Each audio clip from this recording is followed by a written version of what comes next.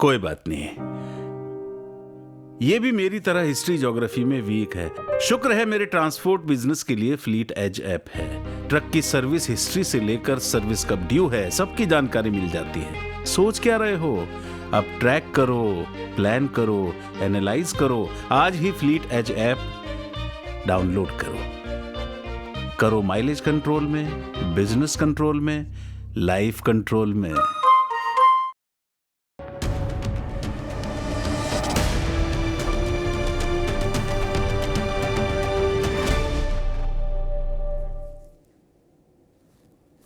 CAA लागू हो गया।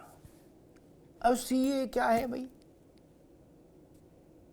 इसका वास्ता भारत में किस वर्ग से है? कौन से लोग प्रभावित होंगे?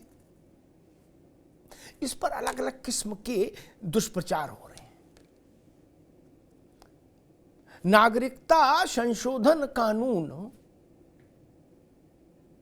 इसका भारत के किसी नागरिक से कोई लेना देना नहीं। जो भारत का वर्तमान में नागरिक है उससे इस कानून का कोई वास्ता नहीं। वो अगड़ा हो, पिछड़ा हो, दलित हो, वंचित हो, अल्पसंख्यक हो, बहुसंख्यक हो, किसी से कोई वास्ता नहीं। इस कानून का ताल्लुक किससे है? पाकिस्तान, बांग्लादेश और अफगानिस्तान, इन देशों से आने वाले अल्पसंख्यक भारत में, उनको नागरिकता देने से इस कानून का लेना देना है। अल्पसंख्यकों में कौन है? हिंदू, सिख, जैन, बौद्ध, क्रिश्चियन, ये यानी इन वर्गों के लोग इन तीन देशों से अगर धार्मिक आधार पर प्रताड़ना के चलते भारत आते हैं तो वो भारत में नागरिकता के लिए आवेदन कर सकते हैं इस कानून के तहत, और इस कानून के तहत भारत का गृह मंत्रालय उनको भारतीय नागरिक होने का प्रमाण पत्र जारी कर सकता है। सिर्फ इतना मसला है। कहा जा रहा है जी कागज दिखाओ अभियान चलेगा। कौन किससे कागज मांग रहा है इस कानून में? कोई मसला ही नहीं। लेकिन हां, फरंगी महली साहब ने एक बात कही है। उन्होंने कहा कि इस कानून से किसी की नागरिकता नहीं जा रही, बल्कि कुछ लोग जो बाहर से आएंगे उनको मिलने की बात है, इसलिए दुष्प्रचार ना करें। लेकिन लोग, राजनेता कहां मानते? अखिलेश जी ने इस पर आपत्ति जताई, भाई ये कानून क्यों लाया गया। उनकी आपत्ति है कि भारत के लोग जब रोजगार के लिए बाहर जा रहे हैं तो आप बाहर से लोग क्यों ला रहे हैं। अरे भाई, भारत इनविटेशन जारी नहीं कर रहा है, लेकिन भारतीय मूल के लोग, जो किसी समय भारत मां की ही संतान थे, जिनके पूर्वज, वो इन तीन देशों से धार्मिक आधार पर प्रताड़ना के चलते अगर भारत आते हैं तो भारत अपने इन बच्चों को नागरिकता क्यों नहीं दे। इस अरविंद केजरीवाल जी ने कहा कि भारत दुनिया भर के देशों से गरीबों को ला रहा है, लाने की कोशिश कर रही है बीजेपी इस कानून के चलते, ताकि उसका वोट बैंक बढ़ जाए। बताइए, अच्छा कितने लोग हैं कुल? 100 करोड़ का भारत का मतदाता मंडल है। मतदाता मंडल 100 करोड़, लगभग 100 करोड़। और जितने लोग इन तीन देशों से आए, पाकिस्तान, अफगानिस्तान, बांग्लादेश, अल्पसंख्यक समाज के, उन सबकी संख्या जोड़ लीजिए जो 30 से 31 दिसंबर 2014 तक आ गए, कितनी होगी? 100 करोड़ के मतदाता मंडल में 1 करोड़, 1.5 करोड़, 2 करोड़ सबको नागरिकता मिल जाए तो। लेकिन केजरीवाल जी ने झंडा बुलंद कर दिया, बोले भाजपा दुनिया भर के गरीबों को अपने यहां लाना चाहती है ताकि यहां और गरीबी फैले। कैसे कैसे लोग और कैसा कैसा दुष्प्रचार। उत्तर प्रदेश के एक नेता हैं, वो अपनी उलटवासियों के चलते बड़े विवादों में रहते हैं। स्वामी प्रसाद मौर्य, वो कई बार उत्तर प्रदेश के मंत्री रहे। अब उनका सामान्य ज्ञान देखिए, वो कह रहे हैं कि ये कानून आदिवासी, वनवासी, गिरिवासी, दलित, वंचित, शोषित, पिछड़ों के हक छीनने वाला कानून है। बताइए, सिवाय हंसने के आप क्या कर सकते हैं नेताओं की ऐसी बुद्धि पर? सीए का क्या लेना देना आगड़े से, पिछड़ से? कोई नहीं ना। दलित से, वंचित से कोई लेने देना नहीं। भारत के किसी नागरिक की नागरिकता का इस कानून से कोई लेने देना नहीं। वो ये ऐसी आलोचना वो लोग कर रहे हैं जो कई बार मंत्री रहे, विधायक रहे। तो आप समझ लीजिए उनका बौद्धिक स्तर कितना प्रकर्षित है। लेकिन ये बात तय है कि सीए एक मुद्दा बन गया। 19 में कानून बना था और 24 के चुनाव की पूर्व संध्या पर मोदी सरकार ने इसको लागू कर दिया, नोटिफिकेशन कर दिया, अधिसूचना जारी हो गई। भाजपा ने अपने घोषणा पत्र का एक और वचन पूरा कर दिया, एक और संकल्प सिद्ध हो गया, 370 से लेके राम मंदिर से लेके और सीए तक। तो स्वाभाविक है भारतीय जनता पार्टी 24 के चुनाव में इन तीनों संकल्पों की सिद्धि को मुद्दा बनाएगी। उसमें 370 भी होगा, उसमें अयोध्या भी होगा और उसमें सीएए भी होगा। हमारे साथियों ने एक रिपोर्ट तैयार की, इस रिपोर्ट को देखिए, फिर मेहमानों से परिचय कराएं और फिर बहस में चलते हैं।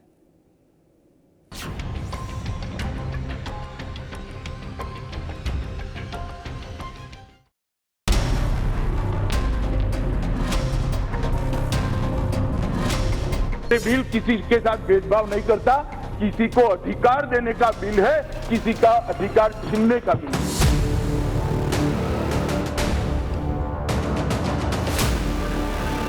सिटीजनशिप अमेंडमेंट एक्ट किसी की भी नागरिकता छीनने के लिए नहीं।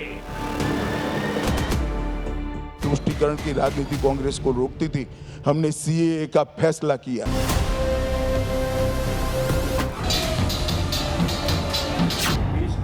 सबसे बड़ा तोहफा दिया है मोदी जी ने और अमित शाह जी ने। सोमवार की शाम मोदी सरकार के एक फैसले ने देश के सियासी गलियारे में ऐसी सरगर्मी बढ़ाई कि हर कोई हैरान रह गया, क्योंकि अचानक से सीएए का नोटिफिकेशन आया और लागू हो गया नागरिकता संशोधन कानून। हमने कहा था हम सीएए लाएंगे। कांग्रेस पार्टी सीए का विरोध करती थी। नरेंद्र मोदी जी ने हिंदू, बौद्ध, जैन, इस सारे सिख, इस सारे लोगों को नागरिकता देकर उनका सम्मान करने का काम नरेंद्र मोदी जी ने किया। हमने कई सवाल उठाए, आप सिर्फ असम, आप सिर्फ अफगानिस्तान, बांग्लादेश और पाकिस्तान क्यों कर रहे हैं, श्रीलंका क्यों नहीं, आपने क्यों नहीं शामिल किया? ऐसे कई सवाल उठे थे, पर मेरा सवाल यही है, आज मेरा कहना यही है, 4 साल 3 महीने क्यों लगाए? सीएए के पन्नों में 3 पड़ोसी देशों बांग्लादेश, पाकिस्तान और अफगानिस्तान के गैर मुस्लिम प्रवासियों यानी हिंदू, सिख, जैन, बौद्ध, पारसी और ईसाइयों को भारतीय नागरिकता का प्रावधान है। वहीं बीते दिनों सीएए एनआरसी पर मचे मजहबी गदर के बीच सरकार ने भी साफ कर दिया, इससे किसी की भी नागरिकता नहीं जाएगी। सीए का कानून लाया गया, यह अभूतपूर्व है, ऐतिहासिक है। निश्चित रूप से जिसके लंबे समय से लोगों को प्रतीक्षा थी, जो बांग्लादेश के अंदर पीड़ित थे, पाकिस्तान में पीड़ित थे, अफगानिस्तान में पीड़ित थे, हिंदू, बौद्ध, सिख, ईसाई, सभी को इस कानून के लागू होने के बाद देश के अंदर नागरिकता मिल जाएगी। लेकिन मुद्दा अगर मजहब से जुड़ा हो तो सियासी मजमा जुटने में भी कहां देर लगती है। अपने देश में चुनाव से पहले अचानक सीएए के दाम ने विपक्ष को तनाव दे दिया। सीएम योगी ने जहां इसे ऐतिहासिक फैसला बताया, तो वहीं सपा मुखिया अखिलेश यादव का तंज है कि जब देश के नागरिक रोजी रोटी के लिए बाहर जाने पर मजबूर हैं, तो दूसरों के लिए नागरिकता कानून लाने से क्या होगा। जनता भटकावे की राजनीति का भाजपाई खेल समझ चुकी है। बीजेपी सरकार ये बताए कि उनके 10 सालों के राज में लाखों नागरिक देश की नागरिकता छोड़कर क्यों चले गए।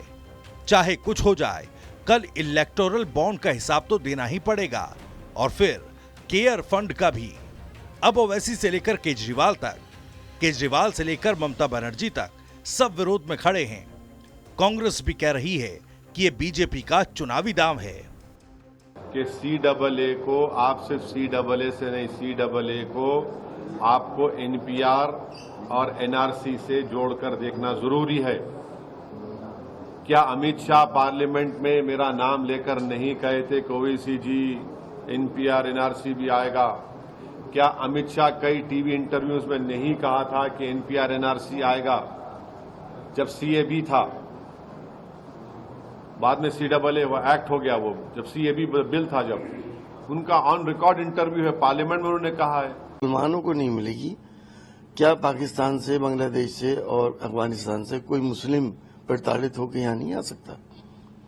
बहुत से ऐसे सेक्ट्स हैं जो अलग अलग हैं, आपने स्पेशली मुसलमानों को उसमें सेपरेट कर दिया। बहरहाल 2019 के लोकसभा चुनाव से पहले बीजेपी ने जहां CAA को अपने घोषणा पत्र में शामिल किया था, वहीं 2024 के चुनाव में लागू भी कर दिया। कुल मिलाकर राम मंदिर, धारा 370 के बाद अब CAA लागू। ऐसे में सवाल यही है कि लोकसभा का है चुनाव, इसलिए चला CAA का दांव। सवाल ये भी कि विपक्ष को क्यों है तनाव।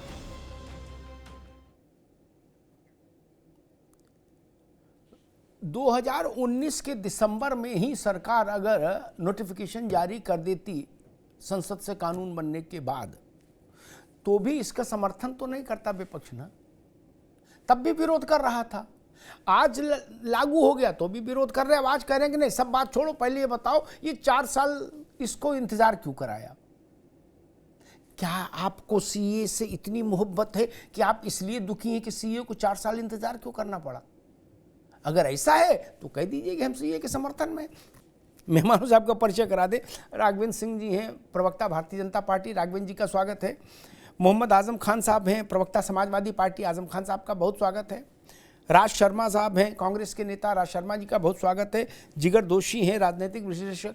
जिगर दोषी जी का बहुत स्वागत। जिगर दोषी जी, इस बात को कई स्तरों पर कई दफा 19 से लेकर 24 तक दोहराया जा चुका है कि इस नागरिकता संशोधन कानून का भारत के किसी भी नागरिक की नागरिकता को प्रभावित करने से कोई लेना देना नहीं। जो भारत का नागरिक है उसकी नागरिकता ये कानून किसी भी रूप में प्रभावित नहीं कर सकती। इसका वास्ता बहुत सीमित संदर्भों में 3 देशों से अल्प आने वाले धार्मिक आधार पर प्रताड़ित अल्पसंख्यकों को नागरिकता देने से है। फिर कोई कह रहा जी कागज दिखाने पड़ेंगे, कोई कह रहा जी मुसलमान के खिलाफ है, कोई कह रहा जी दलित के खिलाफ है, कोई कह रहा जी आदिवासी के खिलाफ है। समझ नहीं आ रहा मसला। दोषी जी नमस्कार। अमिताभ जी नमस्कार जी। जी ये मुझे बिल्कुल साफ साफ दिख रहा है कि विपक्ष को कोई मुद्दा आज की तारीख में मोदी जी के सामने नहीं मिल रहा है, इसलिए जो हाथ में आया उसके ऊपर वो रिएक्शन दे रहे हैं। जबकि साफ साफ कितनी दफा सरकार ने, कितने सारे नेताओं ने ये स्थापित किया है, ये बात बिल्कुल साफ साफ बोली है कि इसमें किसी भी हमारे भारतीय व्यक्ति की नागरिकता छीनने वाली कोई बात ही नहीं है। ये केवल और केवल बाहर से आए हुए जो भी शरणार्थी है उनको नागरिकता देने की बात है, लेने की बात नहीं। पहली बात। अब इसके अगर हम पुराने इतिहास में जाते हैं तो जब 1950 8 अप्रैल को एक समझौता हुआ था, भारत देश जब आजाद हुआ था, उसके 2-3 साल बाद जब पूरा ये सारा माहौल चल रहा था, बहुत सारे दंगे चल रहे थे, विभाजन की प्रक्रियाएं चल रही थी, तब एक फैसला हुआ था, नेहरू लियाकत पैक्ट बोलते हैं उसे। शायद कोई सर्च करेंगे पैनलिस्ट तो उन्हें मिल जाएगा उसकी डिटेल। अब उसमें ये समझौता हुआ था कि जितने भी जो भी शरणार्थी है या जो लोग उनके ही देश में आज की तारीख में भारत में या पाकिस्तान में रह रहे हैं विभाजन के बाद, अगर वो माइनॉरिटीज है, जो भी धर्म से वो ताल्लुक रखते हो, तो माइनॉरिटीज की सारी रक्षा की जाएगी, चाहे उनके धर्मस्थल हो। जी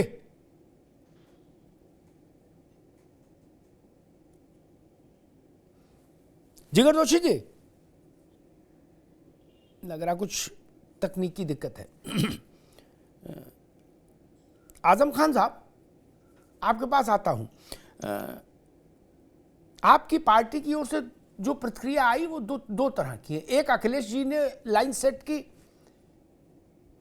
कि भाई दूसरे देशों से क्यों ला रहे हो गरीबों को, हमारे देश के लोग तो बाहर जा रहे हैं नौकरी करने। ये नौकरी से जुड़ा कानून नहीं है कि नौकरी के लिए कौन अंदर जा रहा कौन बाहर जा रहा, ये उसका कानून नहीं है, उसके नियम कायदे अलग हैं। इसकी जड़ें इतिहास में हैं। और दूसरी आपत्ति आपके सांसदों के स्तर पर आई, जो 2-3 सांसद हैं, उन्होंने कहा कि भाई मुसलमान क्यों नहीं रखा। मुस्लिम राष्ट्र में, मुस्लिम देश में मुसलमान प्रताड़ित नहीं हो सकता ना, इसलिए मुसलमान को नहीं रखा इसमें। जब पाकिस्तान नहीं बना था तब जो संरचना थी भारत के समाज की, उसमें जो अल्पसंख्यक वहां हुए उनको यहां रखा गया है। फिर क्या की आपत्ति है आजम खान साहब? जी सर। जी सर, आप बहुत सीनियर जर्नलिस्ट हैं, आप जानते हैं ये कौन सा समय है। ये चुनाव का समय है, और चुनाव के समय पे आखिर आपको लगता है क्या कि ये 2-4-10 दिनों में ये सारे सीए का पालन हो जाएगा? बिल्कुल पालन नहीं होगा, सिर्फ और सिर्फ एक चुनावी मुद्दा साबित होकर रह जाएगा।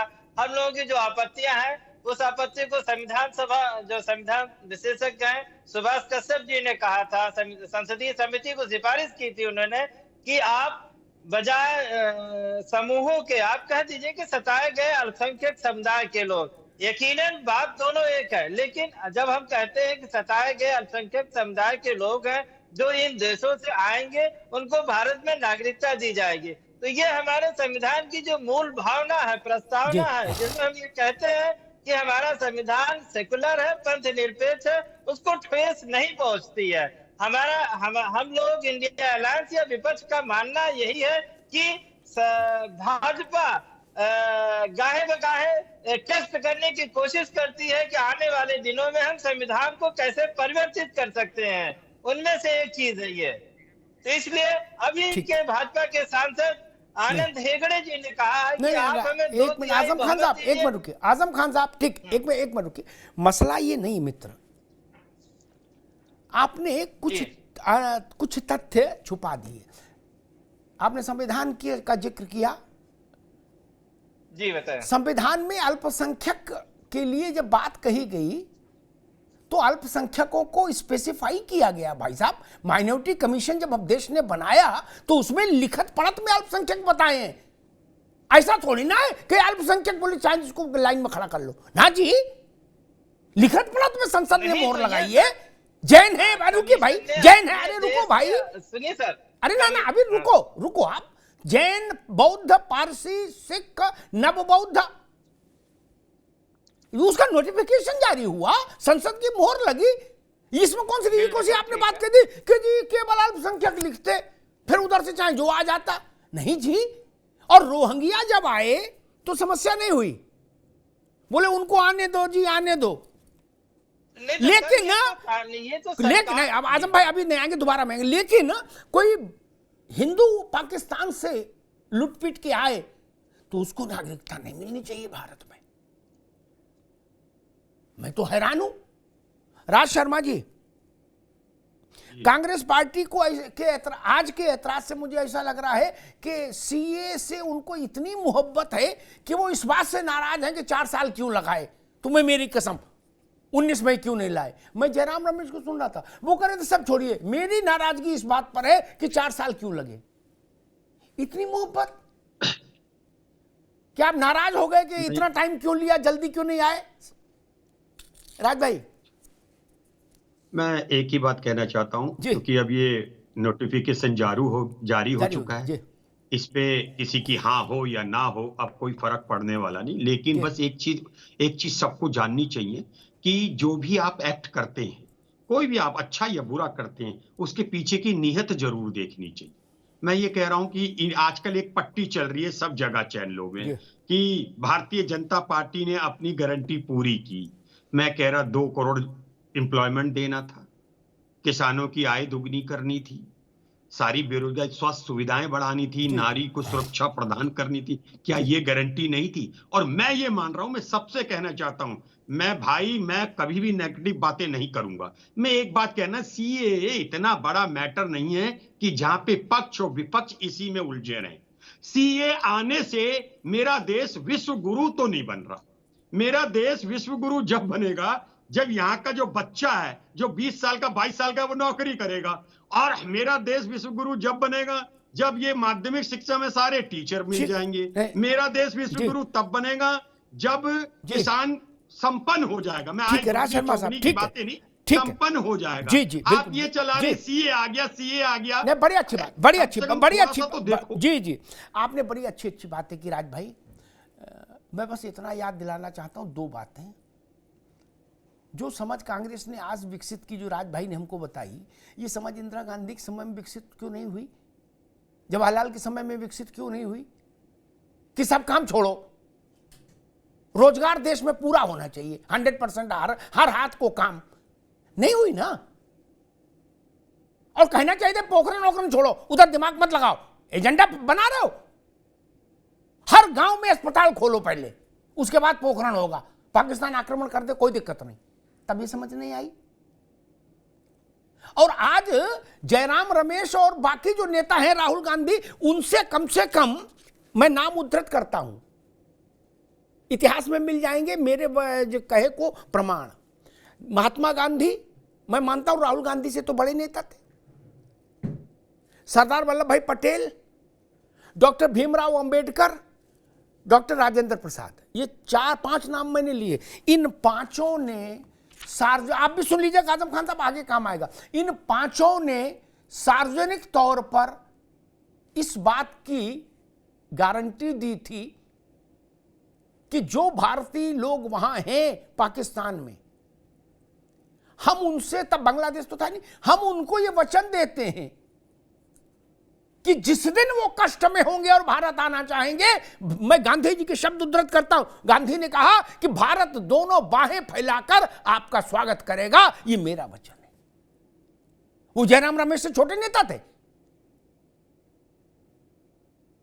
जयराम रमेश से या वो मुरादाबाद वाले एमपी से कम समझदार थे? किस बात कर रहे हो? कहीं तो सोचो।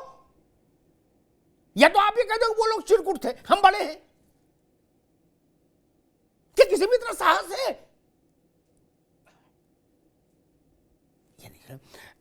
राघवेंद्र जी, सारी भाई योगी आदित्यनाथ ने कहा कि ये मानवता का फैसला है, तो अखिलेश जी ने कहा कि भाई पहले यहां के सब लोगों को नौकरी क्यों नहीं मिली, यहां वाले उधर बाहर जा रहे हो, आप बाहर से अंदर ला रहे हो, ये क्या तरीका है? उनकी आपत्ति है। और उनके सांसद की आपत्ति है कि भाई इसमें मुसलमान क्यों नहीं जोड़ा, राघवेंद्र जी। और कांग्रेस ये कह रही है कि सब छोड़ो। ये बताओ 4 साल क्यों रुके? इसका मतलब मुझे लग रहा है कांग्रेस अब ये चाह रही है कि जैसे कॉमन सिविल कोड वगैरह आपको अगर लाना है तो कल परसों ले आइए, नहीं तो फिर आप लेट लाओगे तो फिर वो कहेंगे भाई इतना क्यों लेट लाए। अभी चुनाव की घोषणा में मुझे ख्याल से 2-4 दिन है, तो जो कुछ एजेंडा पूरा करना वो कर आगे छोड़िए, तो कांग्रेस सहमत रहेगी। राघवन जी। अमिताभ जी, देखिए ये सब वो बातें कर रहे हैं, चाहे समाजवादी पार्टी हो या कांग्रेस हो या देश के अन्य राजनीतिक दल हो, किसी न किसी रूप में या तो राज्य में सरकार में साझेदार रहे हैं या केंद्र में साझेदार रहे हैं या उनकी सरकारें रही हैं। ये लोग आज की तारीख में ये जो गाना गा रहे हैं कि ये अभी तक क्यों नहीं आया या अभी चुनाव पास में आ गया इसलिए आया, ये सब मैं पूछना चाहता हूं। लंबे समय तक इन लोगों ने शासन किया, जिनके अखिलेश यादव के बारे में बता रहे हैं, ये कह रहे हैं बेरोजगारी की बात, इनकी सरकारें 4 बार रही हैं। हम लोगों 5 साल की हम बात करते हैं। 2017 तक बेरोजगारी दर 2017 में उत्तर प्रदेश की 17.5% थी। ये सीएमआई के आंकड़े हैं अमिताभ जी। हम लोगों ने उसको कम करके 3.5% में लाने का काम किया। क्या ये काम नहीं था? क्या उत्तर प्रदेश से हम लोगों ने गरीबी रेखा से लगभग 9 करोड़ लोगों को बाहर निकाला? ये क्या काम नहीं है? क्या हम लोग हर क्षेत्र में काम कर रहे हैं? केंद्र की बात करते हैं, कांग्रेस के मित्र हमारे कह रहे हैं कि काम हुआ। ये बताइए, जिस देश में 50 करोड़ लोगों के बैंकों में खाते तक नहीं थे। ये क्या करते रहे? लंबे समय तक देश में लोगों ने शासन किया है, 50 करोड़ लोगों के बैंक में खाते ही नहीं थे। 2004 से लेकर 2014 तक देश जो है 11वें पायदान पर आर्थिक स्थिति पर रहा है। हम लोगों ने आर्थिक नीति तो ठीक है, वो ये कह रहे हैं भाई चुनाव की पूर्व संध्या पर ये सीए क्यों लाए, वो ये कह रहे हैं। वो कह रहे हैं अब आप लोग उसको चुनाव का मुद्दा बनाओगे। अमिताभ जी एक शब्द बता दें, एक देसी कहावत है, मटके में ऊंट तलाशने का प्रयास ये कर रहे हैं। अब आज की तारीख में ये लोग सब हाशिए पर खड़े हैं। अब ये क्या कह सकते हैं? वो देश में तो चुनाव होते ही रहते हैं कहीं ना कहीं। नगर निगम के चुनाव होते हैं, जिला पंचायत के चुनाव होते हैं, लोकसभा के चुनाव होते हैं, विधानसभा के चुनाव होते हैं, राज्यसभा के चुनाव होते हैं, उपचुनाव होते रहते हैं। ऐसा कौन सा भैया समय है जब चुनाव नहीं होते हैं? जी ये लोग इस प्रकार का गाना गाते हैं। ठीक ठीक राज शर्मा, राज भाई एक छोटा सा बात आ गई चुनाव को लेकर, फिर मैं जिगर दोषी के पास जाऊंगा, फिर आजम भाई के पास आऊंगा कि जो एक देश एक चुनाव के लिए जो कमेटी बनी वो और लॉ कमीशन पैरेलल काम कर रहे हैं। और मेरी अपनी सूचना ये है कि अगर सब कुछ ठीक रहा, आजम भाई आप भी सुन लीजिए, आपके लिए भी महत्वपूर्ण है, तो 2029 में यानी नेक्स्ट पार्लियामेंट इलेक्शन के समय देश के अधिकांश राज्यों में और लोकसभा में एक साथ चुनाव होगा क्या? तो आपकी ये शिकायत खत्म हो जाएगी कि चुनाव के लिए एक ही बार चुनाव होगा, बाकी 5 साल देश फ्री रहेगा फैसले लेने के लिए। ये तो अच्छी बात है ना। फिर ये कहने को तो नहीं होगा भाई त्रिपुरा में चुनाव था, आपने ऐसा क्यों किया, फिर नागालैंड में चुनाव था। एक ही बार में गंगा नहाओ और फिर 5.5 साल काम करो। राज भाई मैं एक बात कहना चाहता हूँ, अभी राघवेंद्र जी एक बात कह रहे हैं कि 9 करोड़ लोग हमने यूपी में गरीबी रेखा से ऊपर लाए। पेपर में छपता है, चैनलों में चलता है, 25 करोड़ परिवार गरीबी रेखा से ऊपर आया। प्रधानमंत्री जी क्यों कहते हैं कि अगले 5 साल तक 80 बीच में क्यों बोल रहे हैं? राघवेंद्र उनकी आवाज अभी उनकी बात आ जाए, फिर आप पक्ष के प्रवक्ता पहले उनकी आवाज भूल जाते हैं हमेशा। आपकी ये आदत है, आप पक्ष के प्रवक्ता ये जानिए ना जी, बोलने भी नहीं दोगे। नहीं बोलो भाई, आप मेरे मंच पर बिल्कुल आजादी जी। आपने 25 करोड़ परिवार को गरीबी रेखा से ऊपर लाए। इस हिसाब से तो जो अनाज मुफ्त में दिया जा रहा है, और मैं कह रहा हूं वो हक है, ये बुरा नहीं है, तो वो तो 55 करोड़ परिवार होना चाहिए ना। प्रधानमंत्री जी क्यों कह देते हैं कि अगले 5 साल तक 80 करोड़ को देंगे हम? और आप मुझे एक बता दीजिए, चैनल पे चैलेंज कर रहा हूं राघवेंद्र साहब आपको, सीए एक छोटी बात है, सीए से हमारा देश विश्वगुरु नहीं बन रहा है। आप बताइए, उत्तर प्रदेश में आपके लोहिया अस्पतालों में डॉक्टर पूरे हैं, एक विश्वविद्यालय बना पाए 10 साल में आप? और एक और बात कह दूं अमिताभ भैया, मैं सकारात्मक व्यक्ति हूं। मैं कर रहा हूं, जब से देश आजाद जब हुआ था सुई नहीं बनती थी। मेरे से ज्यादा आप जानते हैं, मैं क्या पढ़ाऊंगा आपको। जो बेच रहे हैं, जो कर रहे हैं, वो हमारी सरकारों ने बनाया। थोड़ी बहुत कमी हर सरकार में रह सकती है, लेकिन इनकी जो नियत और नीति है उसमें खोट दिखने लगता है। ये जो कुर्ता पहनते हैं उसकी अगर पॉकेट में इंक का निशान दिखे कोई फर्क नहीं पड़े, लेकिन इनके तो पूरे कुर्ते में इंक दिखती है, तो भाई शक की गुंजाइश बढ़ेगी। तो ये देखिए, एक बात आपने बोली, मैं उस पर कभी नहीं, मैं आपकी बात को कभी, क्योंकि आप बहुत सीनियर है, पोखरण और सीएए में कोई इत्तेफाक नहीं है, कोई बराबर चीज नहीं है। इस सीएए से मेरा देश विश्वगुरु नहीं बन रहा। अब बन गया ठीक है, मैं तो कहता हूं सारी पार्टियों को ऐसी चर्चा ही खत्म कर दो। अरे चर्चा करो रोजगार की, चर्चा करो अस्पतालों की, एक मिनट, ठीक है। राज भाई ने एक बात कही, इस बात पर भी आज मौका दीजिएगा। हाँ रुक जाओ राघवेंद्र, एक तथ्य आ जाना चाहिए देश के सामने। आजम भाई बड़ी गंभीर बात कह रहा हूं। हम सब लोग ये सुनते हुए बड़े हुए कि आजादी के वक्त भारत में सुई भी नहीं बनती थी। ये तथ्यात्मक रूप से अच्छा नहीं, गलत बात है। ये जानकारी तथ्यात्मक रूप से गलत है। आजादी से पहले भारत में अस्पताल भी थे, बैंक भी थे, बंदरगाह भी था, एयरपोर्ट भी था, स्टेशन भी था, यूनिवर्सिटीज भी थी, कॉलेजेस भी थे।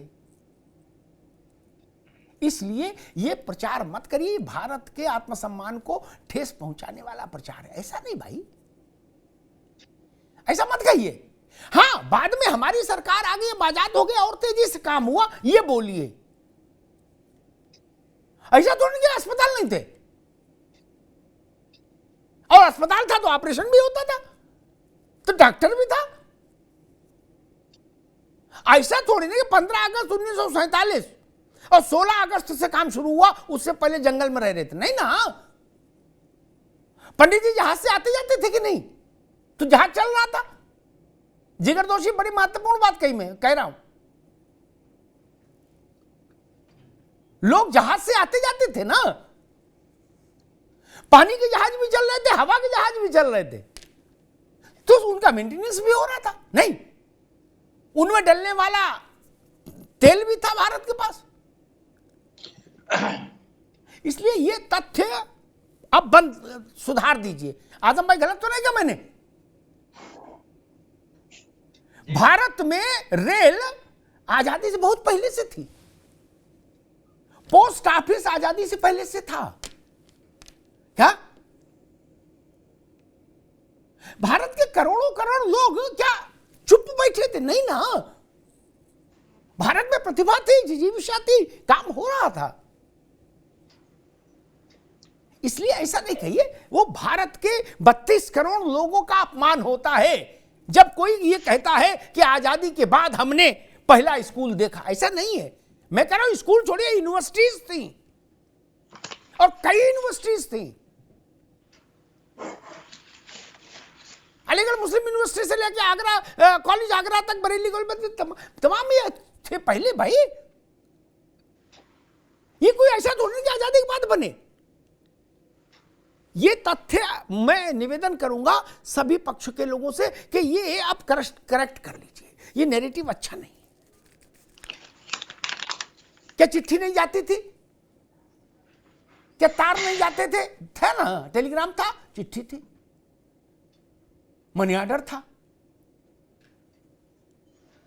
ऐसा नहीं था कि तब हम जंगल में रह रहे थे और पत्थर आपस में टकरा के आग जला के खाना बना रहे थे। सिस्टम था, देश चल रहा था। उसको गति तब और मिली जब हमारा शासन आ गया और हमने विदेशी शासक को भगा दिया, तो और अच्छा हो गया। कुल बात इतनी सी है।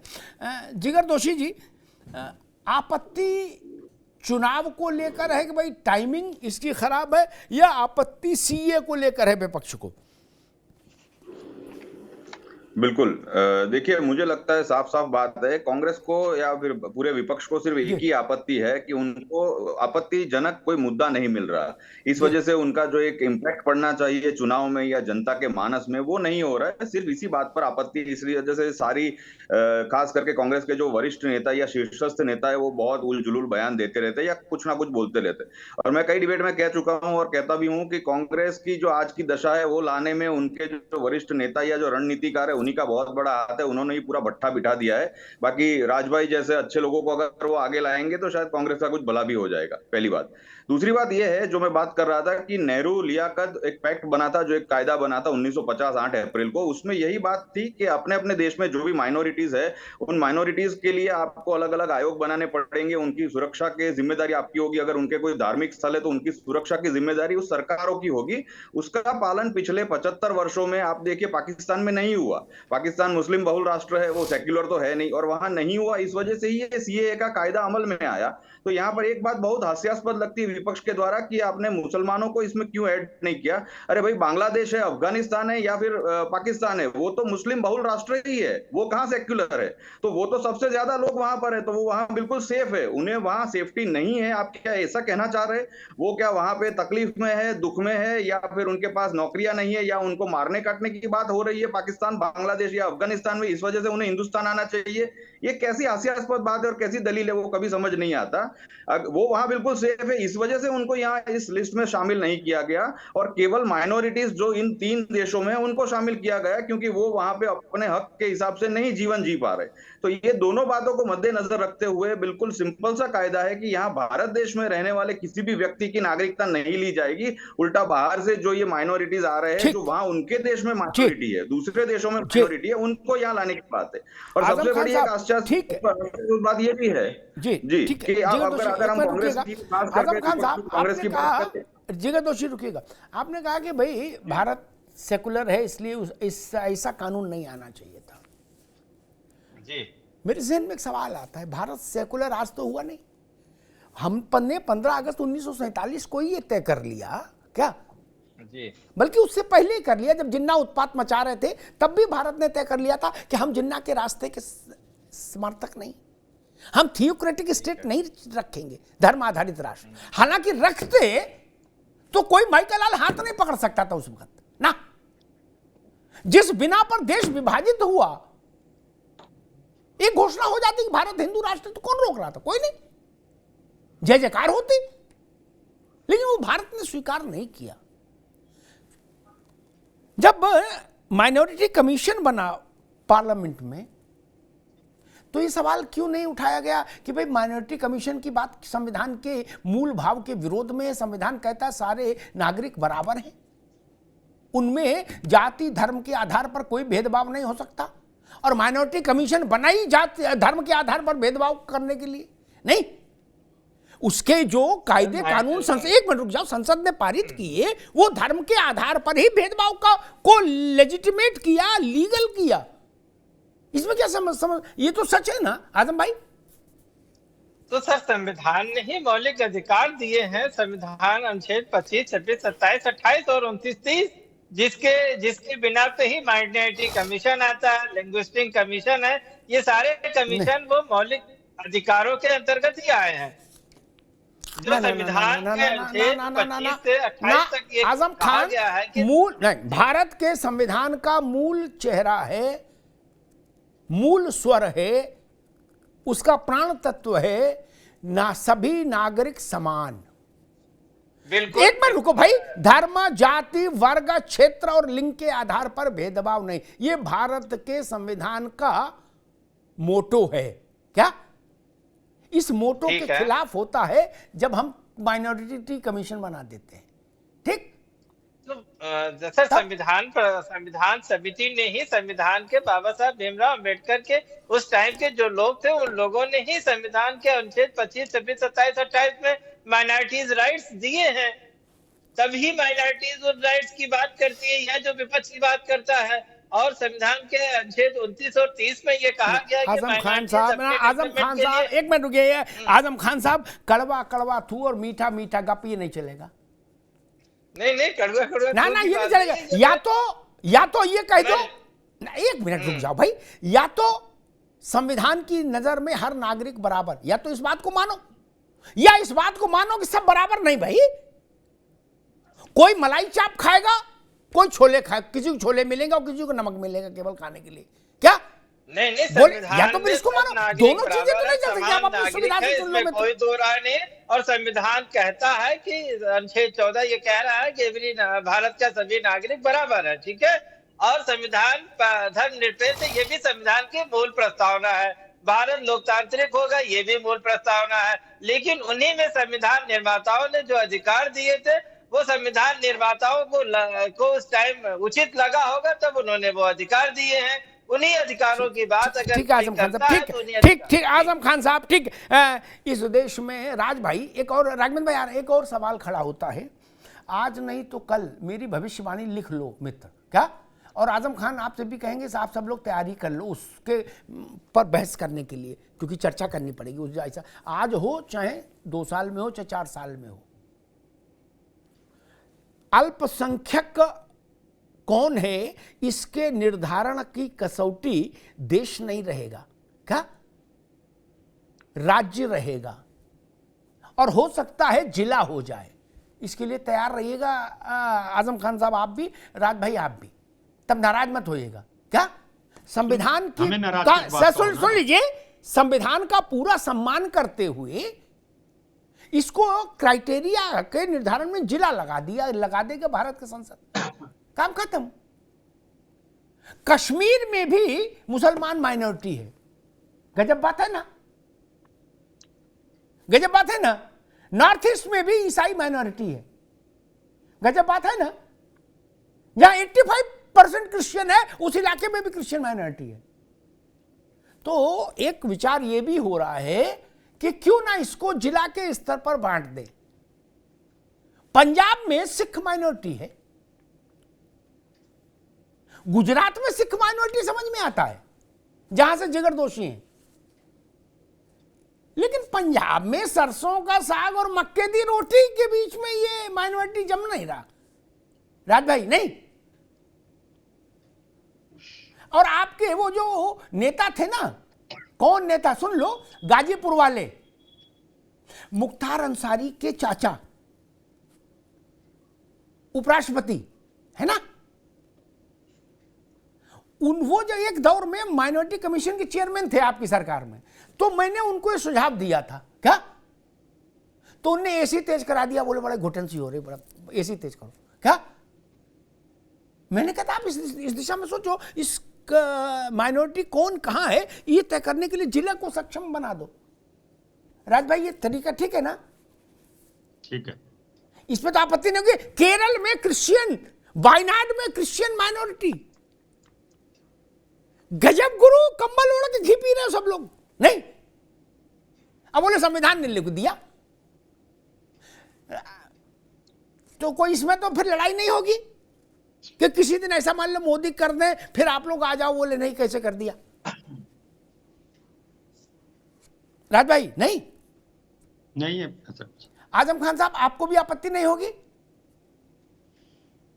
तब रामपुर में मुसलमान माइनॉरिटी नहीं होगा, नहीं रामपुर में मुसलमान माइनॉरिटी नहीं होगा, बस इतनी सी बात है। आप ऐसी चीजों की बात कर रहे हैं जिसका कोई औचित्य नहीं है फिलहाल, और सवाल ये कैसे नहीं है, औचित्य कैसे नहीं है भाई, औचित्य कैसे नहीं है? ये हो रही है कि चुनाव के टाइम पे किसी ने सीए को होली इनकार नहीं किया। सीए को जब हम एनआरसी और एनपीआर से जोड़ के जब देखते हैं तब लोगों में शक पैदा होता है। और ये बात माननीय गृह मंत्री ने लोकसभा में खुद कही है, क्रोनोलॉजी समझिए आप। तो क्रोनोलॉजी जब आप समझाएंगे भाजपा के लोग तो शक पैदा होगा। किसी को जबरदस्ती शक पैदा करने की कोई आवश्यकता नहीं है। ठीक। एक मिनट राघवेंद्र जी, मैं समझ गया दर्द कहां है। क्या डॉक्टर को थोड़ा टाइम लगता है, लेकिन मुआयने में पता लग जाता है दर्द कहां है देह में। आजम भाई समझदार आदमी है, लेकिन उन्होंने इशारे में बात कह दी कि यहां दर्द नहीं है, दर्द ये है जो दो आगे पीछे हैं कानून, उनसे उनका देश में नागरिक, हर नागरिक का नाम एक रजिस्टर में दर्ज हो, इसमें बुराई क्या है राघवेंद्र जी? नहीं, मान लो अमित शाह जी ने ना भी कहा होता क्रोनोलॉजी समझिए, तब भी ये जरूरी बात है। कोई बाबा जी का भंडारा तो है नहीं कि सब तरफ से खेत में भंडारा हो रहा, सब तरफ सीमा खुली है। लिखा पढ़ी में होना चाहिए, नहीं राघवेंद्र जी? नहीं, बिल्कुल सही है वो, लेकिन वो कह रहे हैं कि नाराजगी इससे नहीं है, नाराजगी पीछे जो दो कानून आप दिमाग में लग के चल रहे उनसे, और यही बात ओवैसी कह रहे हैं राघवेंद्र। अमिताभ जी, ये लोग मीठा मीठा गप गप कड़ुआ कड़ुआ थू थू जो अभी आपने बात कही है बिल्कुल सही है। एक तरफ समानता के अधिकार की बात करते हैं, दूसरी तरफ अपने पर्सनल लॉ की बात करते हैं। क्या समानता का अधिकार पर्सनल लॉ के ऊपर हावी है क्या? आप लोग एक तरफ कहते हैं हमारी शरीयत में ये चीजें लिखी हैं, ट्रिपल तलाक का विरोध आप करते हैं, पर्दे का विरोध करते हैं, लड़कियां पढ़ जाए उसका विरोध करे, लड़कियों की शादी की उम्र के आप लोग विरोध करते हैं, और आप लोग यहाँ संविधान की बात करते हैं। देखिए वास्तविकता ये है, आप समझिए, तीन देशों में वहां हिंदुओं का उत्पीड़न होता रहा है। वास्तविकता स्वीकार करिए। 1947 में कितने परसेंट हिंदू था? वहां 20% था, 21% था। आज की तारीख में 1% से नीचे चला गया है। क्या कहां चला गया भाई? या तो उनका कन्वर्जन हो गया है या उनकी हत्या कर दी गई है, सीधी सी बात है। और कुछ थोड़े बचे हुए देश में भाग आए। अब आपका कहने का तात्पर्य ये, उनको वापस वहीं भेज दिया जाए, उनको देश का नागरिक न बनाए। कैसी सोच आप लोग रखते हैं? तीनों राष्ट्र मुस्लिम राष्ट्र हैं, वहां मुस्लिमों का उत्पीड़न तो होता नहीं है। क्या बांग्लादेश में हिंदुओं का उत्पीड़न नहीं होता है? माननीय मोदी जी ने जिन लोगों के लिए कहा, ईमानदारी से बताइए, क्या मंदिर वहां नहीं तोड़े जाते हैं? धर्मांतरण नहीं होता है? अफगानिस्तान में मैंने खुद देखा, बौद्धों की बड़ी बड़ी मूर्तियां हुआ करती थी, टीवी में दिखाया जाता था, डायनामाइट लगा लगा के उड़ा दिया गया। ये क्या देश ने नहीं देखा क्या? ठीक है राघवेंद्र जी, ठीक है, ठीक, एक बात, ठीक है राघवेंद्र बाबू, मैं जिगर दोषी के पास उससे पहले, ठीक है राघवेंद्र बाबू, उससे पहले एक बात कहूंगा। शायद सबने दृश्य देखे होंगे, सपा बसपा कांग्रेस कोई पार्टी हो, भाजपा, अफगानिस्तान में जब बवंडर आया आजम भाई, जिगर जोशी आपके पास आऊंगा इसके बाद, सिखों ने अफगानिस्तान की तरक्की में बड़ी भूमिका अदा की। क्या उनका खून और पसीना अफगानिस्तान में लगा है, लेकिन कैसे भागना पड़ा, गुरुद्वारे फूंक दिए गए, भारत सरकार को अपनी पूरी ताकत झोंकनी पड़ी अपने सिख भाइयों को निकालने के लिए। क्या उनको नागरिकता नहीं दें? यहां आपको तकलीफ हो रही है? उनको अफगानिस्तान में मरने के लिए छोड़ दें कि भाई समाजवादी पार्टी को नाराजगी है और जयराम रमेश को नाराजगी है, इसलिए आपको नागरिकता नहीं देगा, वही मरो जियो। या वो भारत आ जाएं तो बिना पहचान के घूमते रहें, नागरिकता नहीं दे उनको? वो हमारा खून है मित्र, कैसी बात हो रही है? वो इसी धरती में जन्मे हैं उनके पुरखे, कैसे नहीं नागरिकता दे? और ये बात भाजपा से पहले तो गांधी, पटेल, अंबेडकर, राजेंद्र प्रसाद कहे गए थे भाई। जिगर दोषी, मसला वही, मुझे लग रहा है कि एक वो है ना कि भाई डर किसी और चीज का है और हल्ला किसी और चीज के नाम पर मचाया जा रहा है। मुझे लगता है वो जो राष्ट्रीय रजिस्टर की जो बात है कि भाई नागरिकता के लिए एक रजिस्टर होना चाहिए, हर नागरिक की उपस्थिति उस पर होनी चाहिए, लिखित पढ़त में काम होना चाहिए। मुझे लग रहा उसके लिए लड़ाई, ओबीसी ने भी वही बात कही, आजम खान साहब ने भी वही बात कही कि इसका चलो छोड़ भी दें, लेकिन हम आगे की चिंता है। बिल्कुल सही बात है आपकी, बिल्कुल सही बात है। वो विपक्ष की सारी पार्टियां हो, चाहे ओवैसी जी हो, वो सब यही बातें कर रहे हैं और उनके दिमाग में यही चल रहा है कि आगे आने वाले समय में और कौन कौन से कानून किस तरीके से लागू किए जाएंगे। पर मुझे लगता है एक चीज मुझे थोड़ा साफ भविष्य में स्पष्ट दिख रहा है, वो ये दिख रहा है कि अब जी भाई आप म्यूट अनम्यूट क्या कुछ समस्या है क्या आपकी? अरे भाई आप नेटवर्क लग रहा गलत जगह बैठे, नेटवर्क ठीक नहीं। खैर राज शर्मा जी, एक आपत्ति है कि भाजपा अपना एजेंडा चला रही है चुनाव से पहले। मैं ये समझना चाह रहा हूं क्या ये अच्छी बात नहीं, ईमानदारी की बात नहीं कि जो भी पार्टी अपने घोषणा पत्र में देश में जो भी वादा करे उसको पूरा करे, चाहे 370, ऐसा तो नहीं कि चोरी से कुछ काम किया। 370, common civil code, Ayodhya, CA, NRC, ये सब भाजपा ने अपने घोषणा पत्र में लिखा, तो फिर उसको पूरा करना चाहिए और कर रही तो अच्छी बात है। नहीं, इसमें क्या समस्या? जो उन्होंने जो लिखा, लेकिन जो भी उन्होंने घोषणा पत्र पे अपने लिखा उसकी एक प्रायोरिटी तो होनी चाहिए ना। आप ये बताइए, घोषणा पत्र उनका प्रायोरिटी वो तय करेंगे कि आप तय करोगे? मित्र आप अपने घोषणा पत्र की प्रायोरिटी तय करेंगे जी। भाई बोलने में दिया करें ना भाई जी। अब मान लो आप चुप कर देंगे तो फिर क्या हमारा दर्शक ही बन जाए।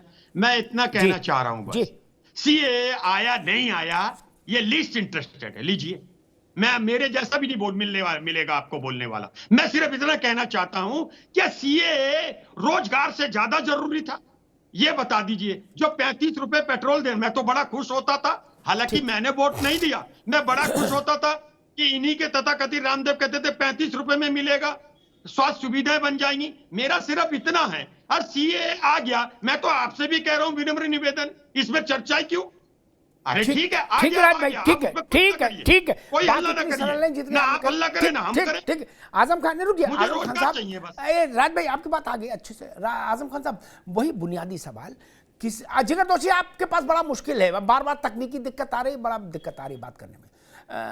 आजम खान साहब, लोकतंत्र में ये पवित्र बात है कि कोई भी पार्टी जो भी देश के आवाम के सामने अपना घोषणा पत्र रखे, उसमें जो भी बड़ा वादा करे उसको पूरा करे। इसमें क्या समस्या है? जनता ने उसको वोट दिया, इसका मतलब उसका वादा जनता को अच्छा लगा। अयोध्या में मंदिर, राम लला का मंदिर हो, 370 को एबॉलिश करना हो, चाहे सीए लागू करना हो, इसमें क्या दिक्कत है? मैं तो कहता हूं सब पार्टियों को ऐसा करना चाहिए। सत्ता में आने के बाद अपना घोषणा पत्र भूल जाने वाली पार्टियां तो लोकतंत्र की हत्या करती हैं। इसमें विपक्ष को कोई दिक्कत नहीं है, लेकिन विपक्ष होने के नाते हमारी जिम्मेदारी है कि जो जमीनी समस्याएं हैं उनको हम उठाएं। बेरोजगारी की समस्या देश में है, इन्होंने 2 करोड़ रोजगार प्रतिवर्ष देने को कहा था, वो नहीं दिया और बेरोजगार है इस टाइम। ये अभी आपने सर देखा होगा, भर्ती हुई थी यहाँ पे भी 60,000, जो जिसका पेपर लीक हो गया। 60 लाख लोग उत्तर प्रदेश की सड़कों पे कैसे घूमे हैं, कैसे एग्जाम दिया है, कठिन परिस्थितियों में दिया है। उसी तरह से किसानों की आय इन्होंने दुगनी करने को कहा था, इन्होंने जो काम नहीं किए वो विपक्ष उठा रही है। इन्होंने किसानों की आय दुगनी करने को कहा था, आज किसान की जो रिकॉर्डेड आय है वो 27 रुपया प्रतिदिन है और 1 लाख किसान पिछले 10 सालों में आत्महत्या किया है। ये एनसीआरबी का डाटा कहना है। आजम खान हम लोगों का कहना है ठीक है, जो मूल मुद्दे हैं जैसे बेरोजगारी, बेरोजगारी बात आ गई, इनसे भटकाने के लिए ये अपना ये ध्रुवीकरण वाला मुद्दा आगे लाते हैं। बस मेन बात यह है। और एक मिनट सर, और जब कल सुप्रीम कोर्ट ने इलेक्टोरल बॉन्ड पे चूंकि कहा कि आज अंतिम रिपोर्ट प्रकाशित हो जानी चाहिए, तो इनका मीडिया हेडलाइन, इन्होंने सोचा मीडिया हेडलाइन हमारा स्कैम होगा, इससे अच्छा मीडिया हेडलाइन हम सीएए को बना देते हैं, और ये कामयाब रहे। आज आप देखिए इलेक्टोरल बॉन्ड के स्कैम का कहीं कोई चर्चा नहीं है, और जब ये आएगा तो ये आजम खान साहब 1 मिनट भाई, अब रुकना होगा, आजम भाई अब रुकना होगा। मैं राघवेंद्र सिंह के पास चलूंगा, उससे पहले एक बात कह दूं। आजम खान साहब ने एक बात कही कि प्रायोरिटी, उसी बात को राज जी ने कहा। मैं 2 चावल निकाल के देख से दिखाई देता हूं, जनता समझ जाएगी, उसके बाद ये कहानी खत्म हो जाएगी। उत्तर प्रदेश में भूख, गरीबी, अपराध, बलात्कार, हिंसा तब भी थी जब मायावती जी थे, तब भी थी जब मुलायम सिंह जी थे, तब भी थी जब अखिलेश यादव थे, और अब भी है। अरे रुक जाओ, तब भी, अभी तो आपने बता ही दिया। और तब भी किसान 27 नहीं, किसान 10 रुपया पा रहा था जब और शासन में थे। ऐसा तो नहीं कि पहले 127 पा रहा था, अब 27 पाने लगा। एक चीज। अब मैं एक दूसरी बात कहता हूं, मैं एक ही चावल दिखा दूंगा, वो आईने की तरह मिट्टी धुंध जग चानन होई, तथ्य रोशन हो जाएगा। आजम भाई, उत्तर प्रदेश में अब तमाम जिले एयर कनेक्शन से जुड़ गए, ये उत्तर प्रदेश के लिए अच्छी बात है। गाजियाबाद, बरेली, मुरादाबाद जैसे, आजमगढ़ जुड़ गया अभी 4 दिन पहले। लेकिन मुलायम सिंह जी की सरकार और अखिलेश यादव की सरकार जब थी, उनने कहा कहीं बने नहीं बने हमसे मतलब नहीं, हमारी प्रायोरिटी है सफाई में एयर स्ट्रिप बने, 100 करोड़ रुपया उसके लिए रखा, वहां बना दी चकाचक। उन्हें हमसे क्या मतलब यार, कानपुर में बने कि बरेली में बने, चलो बंद करो ये सब। मेरी प्रायोरिटी से बना, अभी नहीं आएंगे, मेरी प्रायोरिटी सफाई में है, क्योंकि यहां मेला होगा तो सब लोग आएंगे, कहां से आएंगे, टेम्पू से आएंगे। दूसरा, बहन जी का शासन हुआ, प्रायोरिटी की बात मेरे मित्रों ने उठाई तो मुझे ध्यान आ गया। बहन जी ने कहा कि भाई सारी बात ठीक है, गरीबी, बेरोजगारी और किसान की आय दूनी, जो बातें आप उठा रहे हैं, उन्होंने कहा चुप रहो, नोएडा और लखनऊ में पार्क बनाओ, और हाथी कितने बड़े लगेंगे हम बता, हमसे पूछ ऑर्डर देना। क्या उनकी प्रायोरिटी थी ना। समाजवादी पार्टी ने तय किया कि हम सरकार में रहेंगे तो सफाई में एक रंगारंग कार्यक्रम कराएंगे साल में, उसमें पूरा मुंबई सफाई में उतार देंगे। तो किया ना। क्या उस वक्त उत्तर प्रदेश के सारे लोग खाने में रसमलाई खा रहे थे? नहीं ना। क्या सारे लोग रोजगार से तृप्त थे? जब सफाई में सांस्कृतिक कार्यक्रम होता था तब क्या ऐसा था? नहीं ना। लेकिन आपकी प्रायोरिटी थी। प्रायोरिटी तो वही तय करेगा जो सत्ता में है, इसमें गलत बात नहीं। इंदिरा गांधी की प्रायोरिटी इमरजेंसी हुई राज भाई, तो हो ही गई, किसी ने रोक लिया नहीं। जब तक चुनाव नहीं हो जाएगा अगला, तब तक तो कर ही लोगे मन की, बाद में जनता को समझ नहीं आएगा तो हटा देगी। राघवेंद्र सिंह जी, आपकी प्रायोरिटी से ज्यादा दिक्कत है, मैं समझ, जो मैंने अभी तक देखा, वो कह रहे हैं कि भाई आप ऐसे मुद्दों चुन चुन के लाते हो जिनसे मामला गड़बड़ हो जाता है। अमिताभ जी आंकड़े बताते हैं, इनकी सरकारें रही हैं उत्तर प्रदेश में 4 बार, मैं तो थक गया हूं बताते। इन लोगों ने सरकारी नौकरी के आंकड़े हैं, जरा 2 मिनट सर्च करेंगे तुरंत जानकारी में आ जाएगा। ये लोग नौकरी की बात करते हैं, कितनी नौकरी दी थी 2017 तक? मात्र 90,000 सरकारी नौकरी दी थी। हम लोगों ने 3.5 लाख सरकारी नौकरी दी थी योगी पार्ट 1 में। हम लोगों ने कई क्षेत्र में कोई काम नहीं किया है। एक आधा अधूरा एक्सप्रेस वे इन्होंने बनाया था, आगरा लखनऊ एक्सप्रेस वे। अमिताभ जी वो भी घपले घोटाले की भेंट चढ़ गया था। 1 साल के अंदर 2 बार सर्किल रेट उसके बढ़ाए गए थे, उसकी जांच चल रही है। आज की तारीख में 12 एक्सप्रेस वे उत्तर प्रदेश में है, जिसमें 6 पूरे कंप्लीट हो गए हैं, 6 में कुछ काम चल रहा है। ये कोई विकास नहीं हो रहा है। आज की तारीख में उत्तर प्रदेश के केंद्र की जितनी योजनाएं चल रही हैं, 44 योजनाओं में उत्तर प्रदेश अव्वल है। समाजवादी पार्टी की सरकार में एक में भी अव्वल नहीं था। यहाँ ज्ञान देने का काम कर रहे हैं। रामायण सर्किट बन रहा है, महाभारत सर्किट बन रहा है, शक्तिपीठ सर्किट बन रहा है, कृष्णा सर्किट बन रहा है। तो वो कह रहे हैं ये क्यों बना रहे हो, यही तो वो कह रहे हैं क्यों बना रहे हो। नहीं, देखिए जो मांग समाज की होती है, अब इनके समय में देखते हैं अमिताभ जी, अब इनको क्या जवाब दे, ये लोग इसका जवाब ही नहीं दे पाएंगे। ठीक है राघवेंद्र, आगे बात, समय कम है। मैं एक, अगर जिगर दोषी जुड़ पाए होंगे तो एक सवाल छोटा सा लूंगा। जिगर दोषी, लोकतंत्र में जो पार्टी जनादेश लेके सत्ता में आती है, मेरी दृष्टि से अपने काम की वरीयता, प्रायोरिटी तय करने का अधिकार उसी को होता है। ये नहीं हो सकता कि एक्स पार्टी शासन करे और जो जिसको जनता ने शासन का मैंडेट नहीं दिया वो पार्टी उसको डिक्टेट करना चाहे। जिगर दोषी, बिल्कुल सही बात है। ये जो भी पार्टी सत्ता में होगी वो अपनी विचारधारा को फैलाने के लिए काम करेगी। ये बिल्कुल शाश्वत नियम है, शाश्वत सत्य है। जो पार्टी आज तक भारत में सत्ता में आई, चाहे केंद्र में हो चाहे राज्यों में, उसने अपने ही जो मंसूबे थे उसी तरीके से राज्य शासन किया या केंद्र शासन किया। भाजपा भी वही कर रही है। उनके जो मुद्दे हैं या जिस मुद्दे को लेकर वो 40 साल से लड़ रही है, उसी के ऊपर वो पालन कर रही है। पर मुझे साफ बात आज की तारीख में अमिताभ भी ये दिख रही है कि माइनॉरिटीज की बात करने वाले सारे विपक्ष की सभी पार्टियां शायद आने वाले 5 या 10 साल में ये ना हो कि वो माइनॉरिटीज उनको साइड में धकेल कर मोदी जी के साथ जुड़ जाती हुई नजर आएगी, क्योंकि वो विकास को, डेवलपमेंट को ज्यादा मान्यता देते हैं। तो माइनॉरिटीज को भी डेवलपमेंट चाहिए। कब तक उन्हें बेचा रहकर अपना कोई काम करना है? तो जी ठीक है जिगर दोषी जी, आपको ये लग रहा है कि विपक्ष की जो भी ये राजनीति है वो एक धरातल में जो थोड़ी बहुत बची है वो भी निकल जाएगी। ठीक है जिगर दोषी, अभी रुकना होगा। एक बुनियादी सवाल आया प्रायोरिटी सरकार की। कोई भी पार्टी जो सरकार में होती है वो अपनी प्रायोरिटी खुद ही तय करती है। जवाहरलाल जी के समय से आज तक वही नियम है। जवाहरलाल जी को लगा कि भाई सफेद कबूतर उड़ाने हैं, उनकी प्रायोरिटी थी तो उन्होंने उड़ाए। अब कोई ये कहे कि काले कबूतर क्यों नहीं उड़ा रहे, तो ये तो नहीं चलेगा ना। जब जनता आपको सत्ता दे तो आप अपने हिसाब से करिएगा शासन। दूसरी चीज मैं एक कहता हूं, प्रायोरिटी क्या होती है। 500 वर्षों से इस देश ने संघर्ष किया अयोध्या में रामलला के मंदिर के लिए, 500 वर्षों से ज्यादा। इतनी सरकारें, अंग्रेज मुगल छोड़िए, 75 साल से तो हमारी सरकारें थी आजादी के बाद से। आजम खान साहब, दुनिया भर के चोचले करने की फुर्सत थी, लेकिन रामलला की ओर देखने का समय नहीं था। अगर आज रामलला का भव्य, दिव्य और नव्य मंदिर वहां विराजमान है तो क्या देश की प्राथमिकता नहीं है? आपको अच्छा नहीं लग रहा, अलग बात है।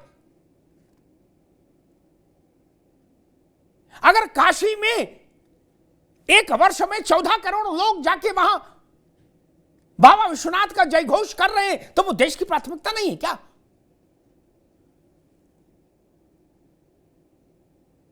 किसी बात कर रहे हैं आप? 6 करोड़ लोग ब्रज में जाके योगेश्वर कृष्ण को प्रणाम कर रहे हैं एक साल में, गोवा से दूने लोग। क्या वो देश की प्राथमिकता नहीं? आपके लिए गोवा प्राथमिकता थी, राज भाई की पार्टी के लिए हो सकता है गोवा प्राथमिकता रही हो, तो आपने वहां वैसा कल्चर डेवलप कर दिया। अब दूसरे विचारधारा की सरकार आई, देश ने उनको सेवा का अवसर दिया, तो बदलाव हो रहा है। कल को कृष्ण जन्मभूमि का विवाद समाप्त हो जाए और वहां पर फिर भव्य कृष्ण का मंदिर बन जाए जन्म स्थान पर, तो क्या देश की प्राथमिकता नहीं होगी?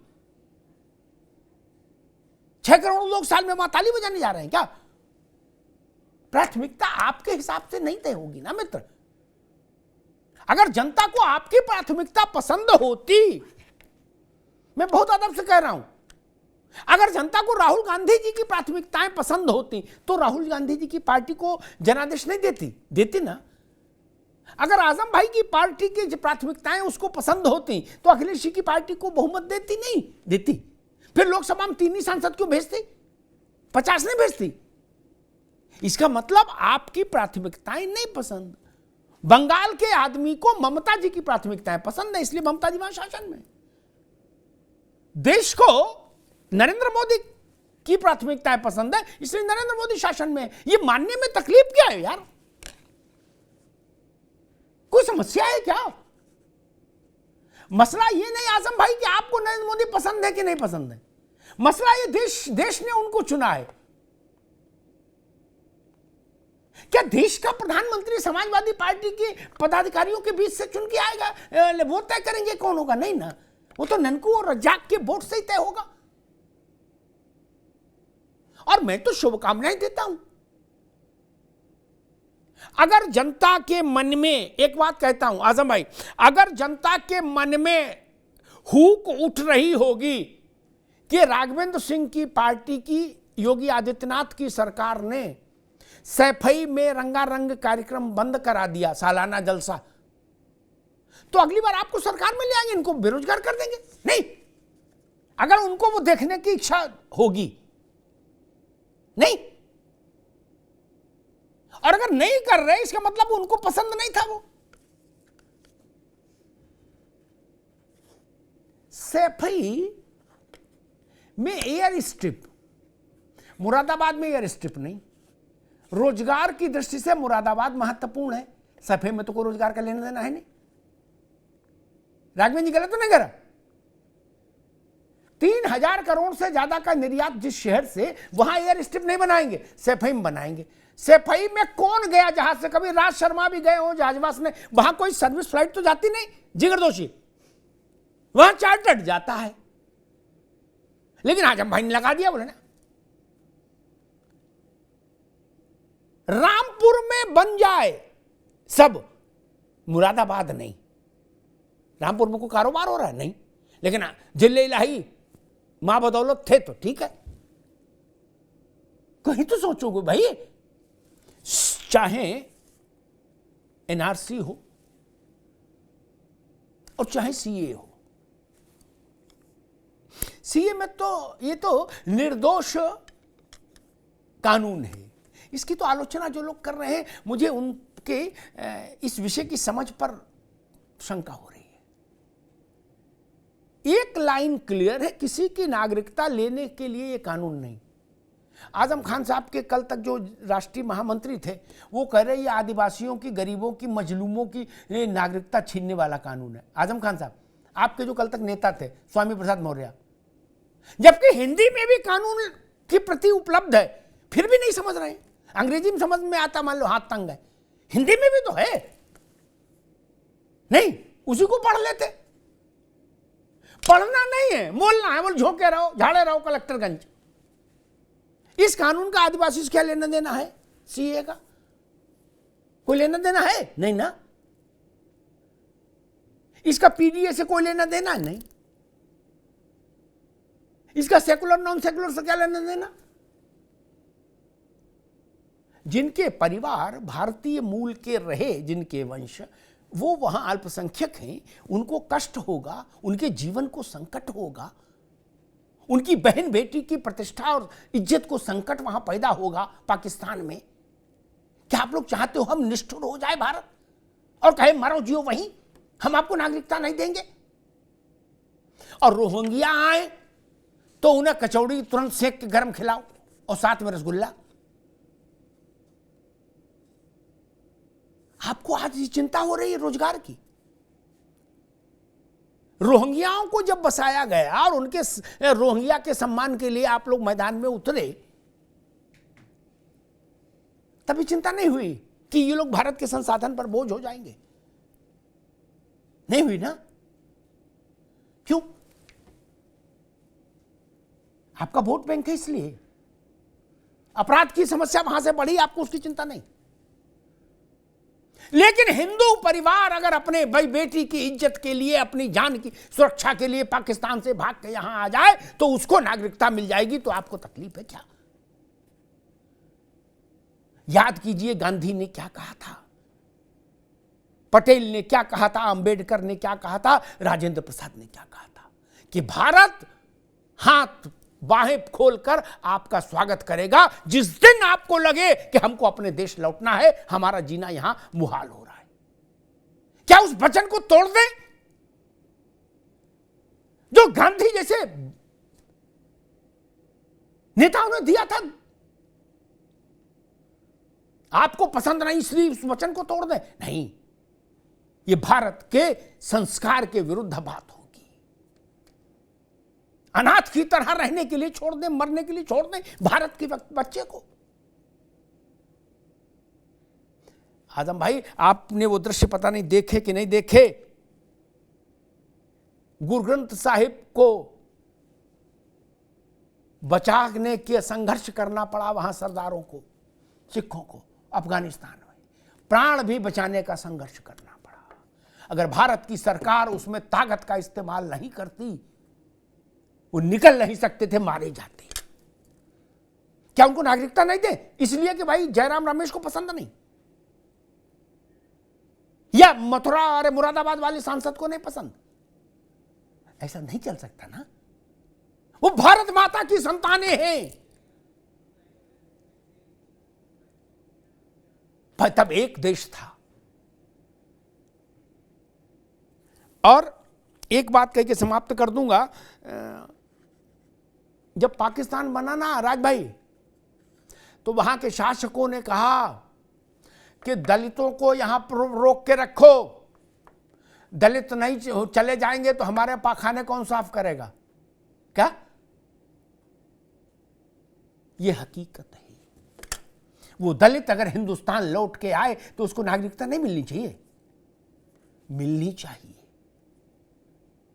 भारत की बाहें खुली रहनी चाहिए, विश्व भर में कहीं भी उसका व्यक्ति रहे, जिस दिन उसको लगे कि हमको अपने घर लौटना है, हमारी बाहें खुली होनी चाहिए, हृदय बड़ा होना चाहिए, बाहें खुली होनी चाहिए। धन्यवाद।